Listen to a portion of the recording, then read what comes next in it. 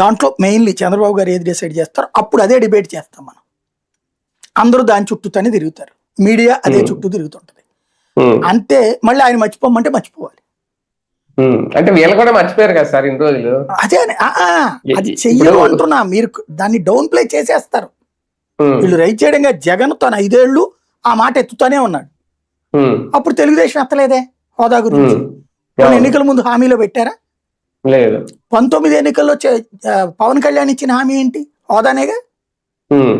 అంతకుముందు పాచిపోయిన లడ్డూలు అన్నోడే కదా, నాకు అధికారం ఇస్తే హోదా అన్నాడు. మరి తెచ్చాడా? జగన్మోహన్ రెడ్డి తెచ్చాడా 19 అధికారంలోకి వచ్చినోడు? హోదా అనేటటువంటిది నేను ఆ రోజు నుండి ఈ రోజు వరకు చెప్తున్నా, ఇది ఒక యూజ్డ్ సబ్జెక్ట్ తప్పించి ఆ హోదా పదం దగ్గర ఒక తేడా ఉంది. ఎప్పుడు అవసరమైతే అప్పుడు వాడతారా? హోదా వేరు, స్పెషల్ స్టేటస్ విత్ సబ్సిడీస్ వేరు. మనం సబ్సిడీలు ఆల్రెడీ తీసుకున్నాం వెనుకబడిన జిల్లాలకి. అట్లాగే హోదా అనేది వీళ్ళు బ్రహ్మ పదార్థాన్ని సృష్టించారు.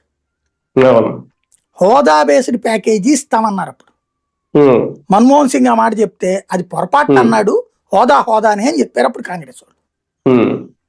నరేంద్ర మోడీ స్పీచ్ ఇస్తే హోదా బేస్డ్ ప్యాకేజీ అని వెంకయ్యనాయుడు గారు దాన్ని కవర్ చేశారు. లేదు హోదానే అనేసి 5 ఏళ్ళు లేదు 10 ఏళ్ళు అన్నారు. తర్వాత ప్యాకేజీనే ఇచ్చారు వాళ్ళు. ప్యాకేజ్ తీసుకుని వాడేసుకున్నాం మనం. రెవెన్యూలో ఆ ప్యాకేజీలో వన్ ఆఫ్ ద పార్ట్ అది. తెలుగుదేశం టైంలో కొంత ఆపితే వీళ్ళు అది వద్దన్నారని జగన్ వచ్చాక తీసుకున్నాడు ఆ డబ్బులు. రెవెన్యూ లోటు డబ్బులు తీసుకున్నాడు అతను.